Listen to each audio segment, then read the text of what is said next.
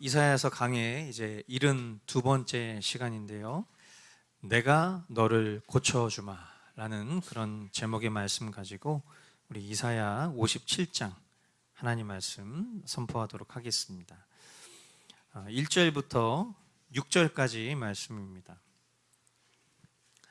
의인이 망해도 그것을 마음에 두는 자가 없고 경건한 사람이 이 세상을 떠나도 그 뜻을 깨닫는 자가 없다. 의인이 세상을 떠나는 것은 실상은 재앙을 피하여 가는 것이다. 그는 평화로운 곳으로 들어가는 것이다. 바른 길을 걷는 사람은 자기 침상 위에 편히 누울 것이다. 너희 점쟁이의 자식들아, 간통하는 자와 창녀의 시들아, 이리 가까이 오너라.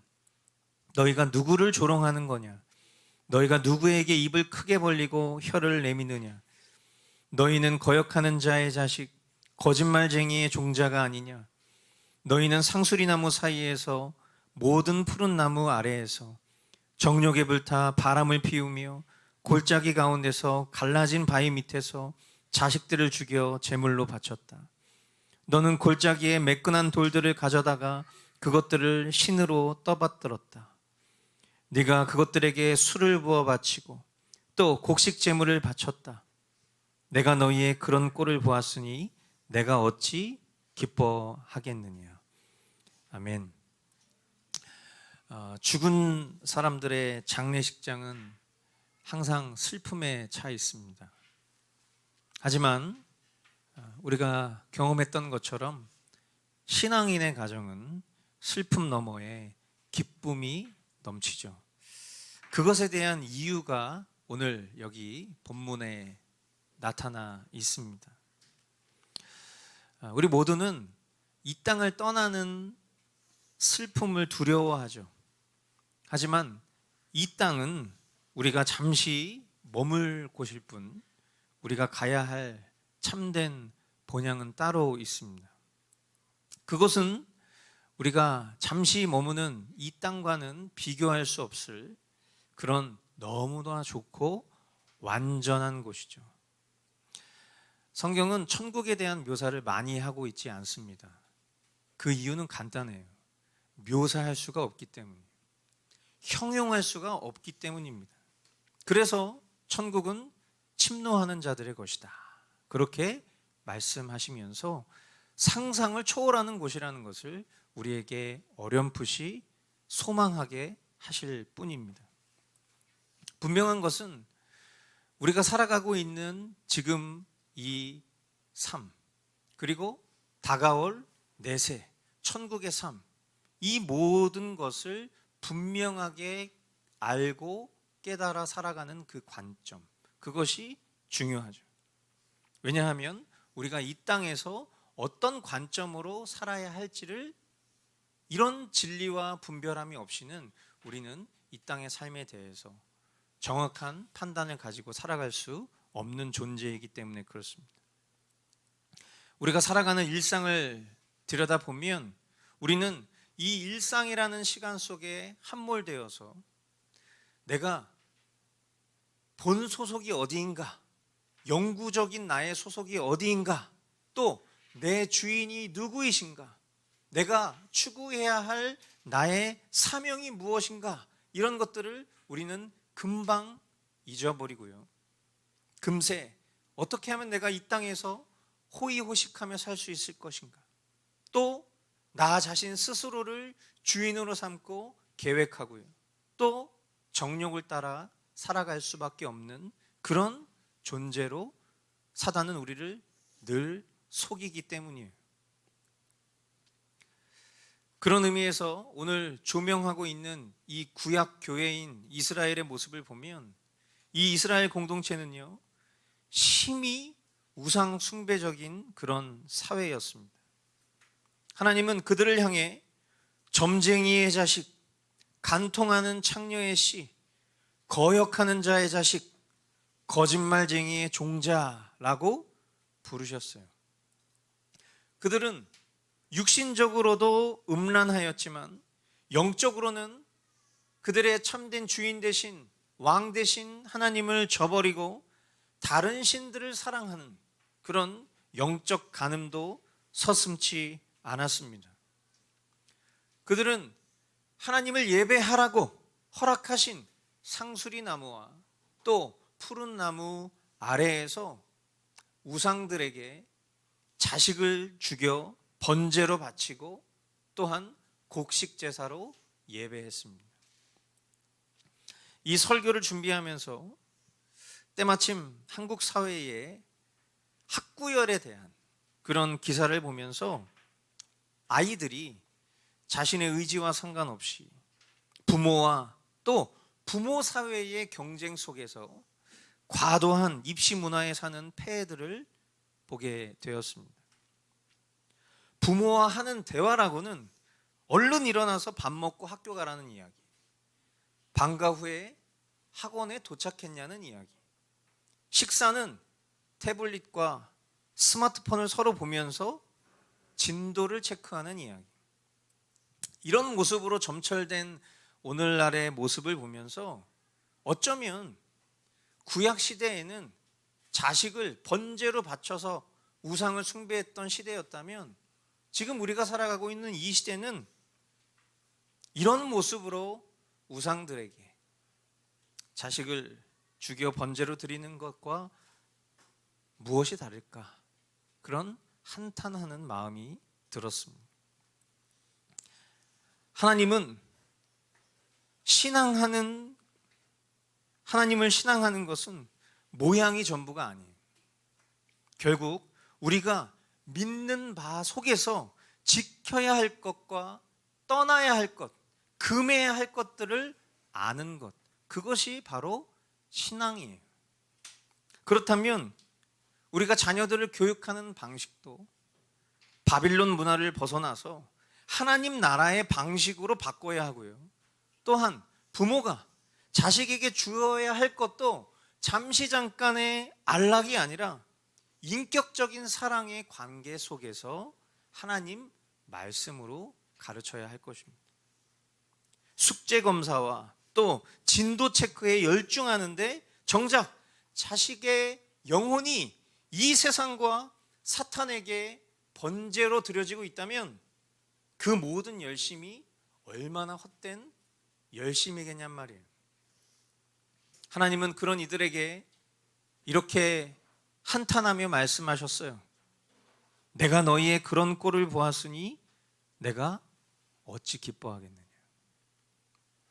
저와 여러분들의 심령 가운데 오늘 주님이 이 한탄 섞인 메시지로 외치시는 것을 들을 줄 아는 귀가 있기를 소망하는 것입니다. 7절로 10절 말씀해 보니까요, 너는 또 저 우뚝 솟은 높은 산 위에 올라가서 거기에다 자리를 깔았다. 거기에서 제사를 지냈다. 너의 집 문과 문설주 뒤에는 우상을 세워놓았다. 너는 나를 버리고 떠나서 옷을 다 벗고 네가 좋아하는 자들과 함께 알몸으로 침상에 올라가 자리를 넓게 폈다. 너는 그들과 함께 자려고 화대를 지불하고 거기에서 정욕을 불태웠다. 너는 또 몰렉에게 가려고 몸에 기름을 바르고 향수를 듬뿍 뿌렸다. 섬길 신들을 찾느라고 먼 나라의 사신들을 보내고 스오레까지 사절을 내려 보냈다. 신들을 찾아 나선 여인끼리 고대워서 지쳤으면서도 너는 헛수고라고 말하지 않는구나. 오히려 너는 우상들이 너에게 새 힘을 주어서 지치지 않았다고 생각하는구나. 이스라엘 백성들은 높은 산 위에서 우상들에게 제사를 드리고 그들의 집에는 하나님의 말씀이 새겨져야 할 곳에 우상이 세워졌습니다. 그것으로도 모자라 그들은 이교도들이나 행하는 그런 성적인 행위와 난교를 위해 몸을 치장하고 열심을 내면서 자신의 영혼이 죽어가는 것을 깨닫지도 못한 채 우상을 숭배하는 일에는 전혀 피곤함을 느끼지 못하는 이런 안타까운 모습이 지금 그들의 모습이에요. 하나님은 그런 그들에게 물으십니다. 네가 그처럼 무서워하는 신들이 누구냐? 도대체 그 신들이 얼마나 무서우면 나를 속이면서까지, 나를 까마득히 잊어가면서까지 그 신들에게 매달리느냐?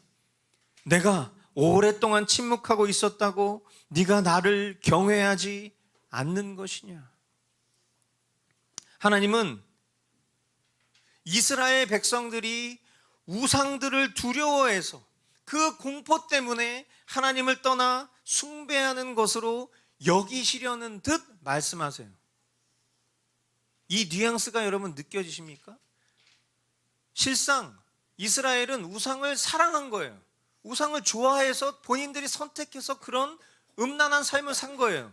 그런데 하나님은 그런 그들에게 너네 무서워서 그런 거지, 너네 그 우상이 너무 두려워서 그런 거지 라고 믿기지 못할 그들의 모습 가운데 한탄하시면서 물으시는 듯 이야기를 하시는 것입니다.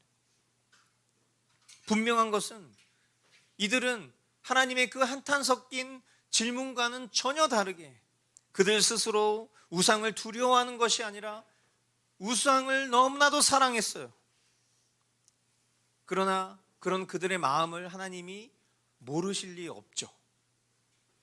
하지만 하나님은 그렇게라도 그들을 긍휼히 여기시고 싶은 거예요. 그러니까 그들 안에 어떠한 이유가 아니라 하나님 안에 있는 긍휼과 자비로 어떻게 해서든 그 간음에 빠지고 음란한 하나님의 백성들을 이해하시고자 했었던 그 한량없는 사랑의 마음이 이런 애통한 표현으로 등장하는 것이죠. 더 나아가 하나님은요, 그런 그들을 오래 참으시고 끝끝내 그들이 지은 죄책을 모면케 하셨습니다. 그러나 이스라엘의 반응은 어떻습니까? 회개하지 않았습니다. 영적 간음과 그 상태에 머물러 있는 것이었지만 하나님은 그들을 향해서 침묵하셨을 뿐이라고 말씀하고 계세요. 그런 그들에게 이제 하나님은 은혜의 조처를 내리십니다. 너는 네가 하는 일이 다 옳다고 생각하겠지만 내가 한 일을 내가 다 폭로할 것이니 너의 우상들이 너를 돕지 못할 것이다. 너의 우상들에게 살려달라고 부르짖어 보아라. 오히려 바람이 우상들을 날려버릴 것이며 입김이 그것들을 쓸어버릴 것이다. 그러나 나에게로 피하여 오는 사람은 땅을 차지하여 거기에서 살고 나의 거룩한 성전에서 나를 예배할 것이다. 이스라엘이 그토록 사랑했던 우상 숭배의 끝은 결국 그들의 수치가 다 드러나는 것입니다. 그들이 절망하는 것이에요. 고독에 빠지는 것입니다. 외로움에 절망하는 것입니다. 허무로 가득 찰 것입니다. 그러나 하나님은 그런 그들의 절망 속에서도 회개의 기회를 열어두십니다. 언제든지 하나님께서 마련하신 하나님 나라를 그들에게 인색하게 닫아두지 않으시는 사랑의 하나님이세요. 그러나 이러한 회개조차도 이 말씀을 보니까요, 우리의 능력으로 행할 수 있는 존재가 아니다라는 것을, 우리 모두가 전적으로 타락한 존재라는 것을 아시는 하나님은요, 구원을 준비시키기 위해 회개의 걸음도 인도해 주십니다. 이어지는 말씀이 그것을 증명하죠. 내가 말한다. 땅을 도두고 도두어서 길을 내어라. 나의 백성이 걷는 길에 거치는 것이 없게 하여라. 아멘. 땅을 도두고 도두어서 하나님께 돌아오는 하나님의 백성의 걸음이 거칠 것 없도록 길을 내신다라는 것. 우리가 아주 작은 의지를 발휘해서 하나님께로 돌이키고자 하는 그 의지를 하나님은 붙잡으셔서 하나님의 그 회개의 걸음으로 인도해 주실 그 일을 위해서라면 그 어떤 것도 주저하지 않으시겠다라는 의지를 이런 말씀들을 통해서 보여주고 계신 거죠. 저는 이 말씀을 묵상하면서 두 팔 벌려 돌아오는 그 탕자를 맞이하는 사랑의 하나님 아버지의 마음이 보이고 그려졌어요. 여러분도 이런 하나님의 그 너른 품, 지금 이 순간에도 우리에게 돌이키기를 원하시는, 언제든지 상황과 환경과 상관없이 우리가 하나님께로 돌이키기를 원하시는 그 하나님 아버지의 품을 바라보실 수 있게 되기를 바랍니다. 지극히 높으신 분, 영원히 살아계시며 거룩한 이름을 가지신 분께서 이렇게 말씀하신다. 내가 비록 높고 거룩한 곳에 있으나 겸손한 사람과도 함께 있고 잘못을 뉘우치고 회개하는 사람과도 함께 있다. 겸손한 사람과 함께 있으면서 그들에게 용기를 북돋워 주고 회개하는 사람과 같이 있으면서 그들의 상한 마음을 아물게 하여 준다. 나는 사람들과 끝없이 다투지만은 않는다. 한없이 분을 품지도 않는다. 사람에게 생명을 준 것이 나인데 내가 그들과 끝없이 다투고 한없이 분을 품고 있으면 사람이 어찌 견디겠느냐. 사람의 탐욕스러운 죄 때문에 내가 노하여 그들을 쳤고 내가 노하여 나의 얼굴을 가렸다. 그래도 그들은 끝내 나를 거역하고 제 마음에 내키는 길로 가버렸다. 사람의 소행이 어떠한지 내가 보아서 다 알고 있다. 그러나 나는 그들을 고쳐주겠다. 그들을 인도하여 주며 도와주겠다.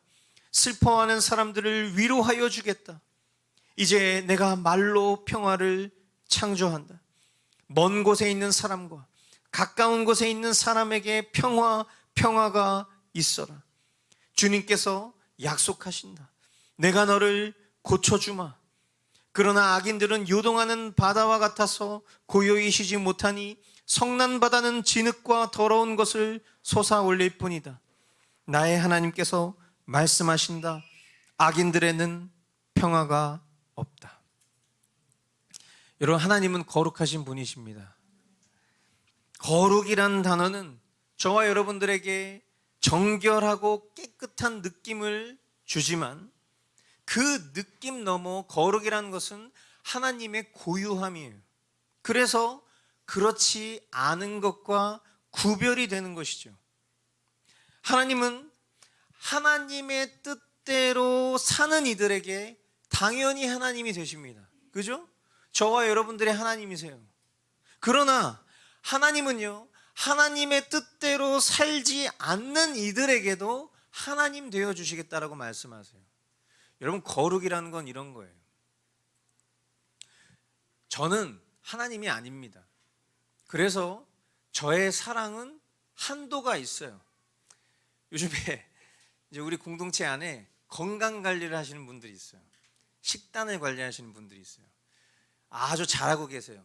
그런데 잘 못 지킬 때도 있죠. 그러면 제가 약간 퉁명스럽게 이야기를 할 때도 있어요. 그러면 저를 참아주세요 막 이렇게 얘기를 하신단 말이에요. 그죠? 그럼 저는 뭐라고 얘기하냐면 저는 하나님이 아니라고 얘기해요. 왜냐면 하나님은 모든 걸 다 참으실 수 있지만 저는 한도가 있기 때문이에요. 그렇죠? 예. 그렇단 말이에요.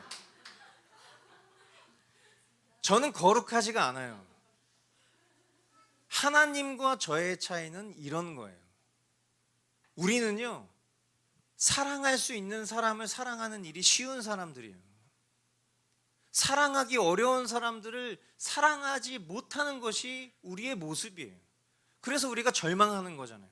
왜 나는 사랑하기 쉬운 사람을 사랑하면서 나는 사랑하지 못하는 사람은 이렇게 인내하지 못할까라는 절망 속에서 우리가 한탄하는 거잖아요. 물론 그 모습 그대로 머물러 있어도 된다는 얘기는 전혀 아니에요. 이야기하고 싶은 강조는 바로 하나님의 거룩하심을 말하고 싶은 거예요. 하나님은 하나님의 뜻대로 사는 사람에게도 하나님이시지만 하나님은 하나님의 뜻대로 살지 못하는 이들에게도 하나님이시라는 거룩성을 말씀드리는 거예요. 하나님은요, 하나님의 뜻대로 사는 이들에게는요, 더 그 뜻대로 살 수 있는 용기를 주십니다.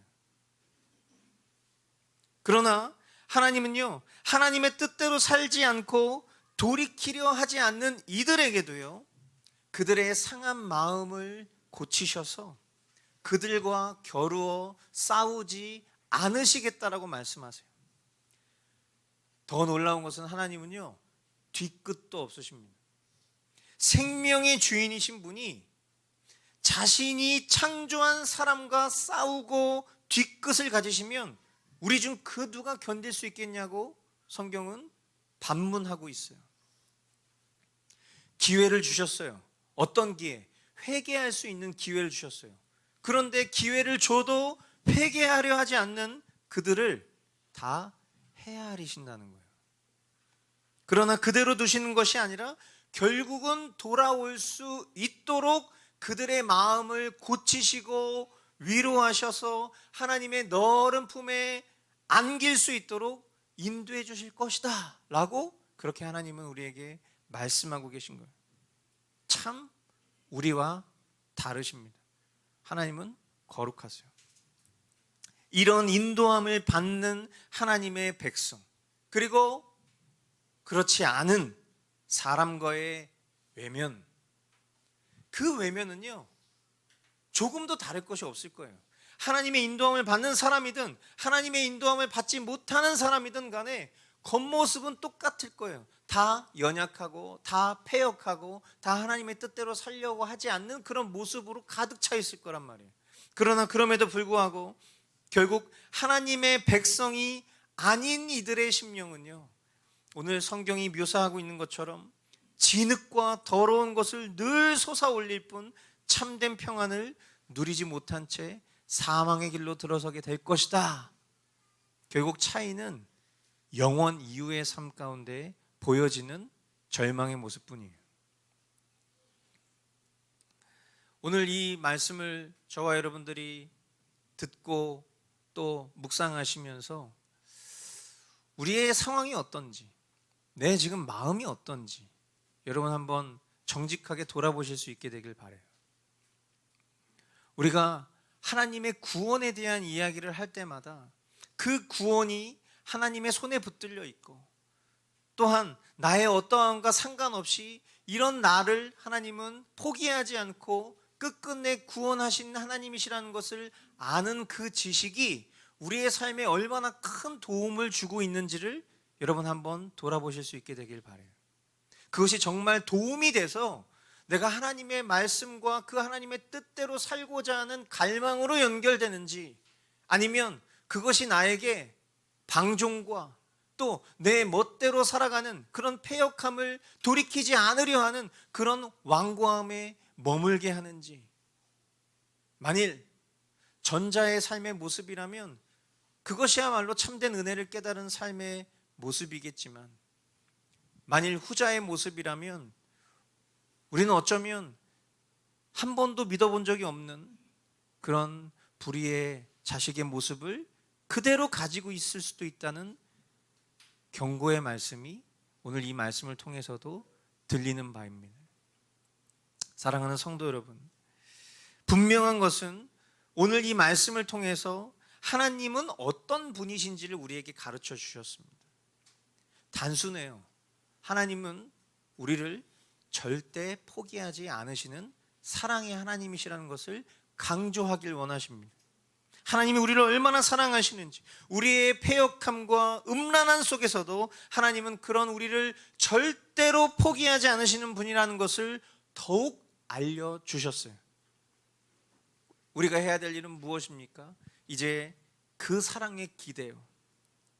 우리 모두가 힘써 하나님을 기쁘시게 하는 삶을 살기를 원하는 것입니다. 우리가 우상 숭배했던 그 모든 자리로부터 벗어나서 참된 유일한 하나님 앞에 우리가 예배자로 살기를 결단하는 것입니다. 오늘 말씀의 제목처럼 내가 너를 고쳐주마. 우리를 고칠 수 있는 분은 하나님 한 분뿐이세요. 우리의 이 연약함과 우리의 이 완고함과 우리의 이 패역함을 고칠 수 있는 유일한 분은 우리 하나님 한 분뿐이세요. 하나님의 사랑의 크기가 우리의 모든 죄를 합한 것보다 훨씬 크기 때문에 그 하나님의 사랑에 기대면 우리 모두는 우리가 바라고 원하는 삶을 살아갈 수 있게 될 것입니다. 우리가 바라고 원하는 삶은 무엇입니까? 결국 하나님을 기쁘시게 하는 삶인 줄 믿어요. 우리의 힘과 열심으로는 늘 실패할 뿐이에요. 그러므로 우리가 해야 할 열심은 아버지의 사랑에 기대는 것입니다. 오늘 하나님이 어떤 분이시라는 것을 우리가 잘 깨달아 알았으니 우리가 바라고 간구해야 될 기도의 제목은 하나님, 하나님의 사랑을 더 깊이 누릴 수 있도록 인도해 주십시오. 그 주님과 한 호흡 될 수 있도록 인도해 주십시오. 오늘 우리가 2부 예배 때 주기도문 오리엔테이션을 하게 될 텐데, 기도란 무엇인가? 그 말씀의 내용들을 한 주간 준비하면서 제가 참 하나님을 사랑한다는 것을 지식으로는 알고 있었지만 나는 하나님을 사랑하지 못했구나. 하나님, 내 삶 가운데 수많은 감사의 이유들을 주셨지만 나는 하나님 앞에 감사하지 못했구나. 참 절실히 회개하는 마음을 갖게 되는 시간들이었어요. 여러분들과 나누게 되겠지만 바라기는 우리 삶 가운데 이 하나님의 사랑을 더 풍성히 누릴 수 있는 그 유일한 길은 기도의 시간인 줄 믿습니다. 저와 여러분들에게 주님의 고치심을 풍성히 경험할 수 있는 그 기도의 시간들이 더 회복되기를 이 시간 주님의 이름으로 축복합니다. 함께 기도하겠습니다.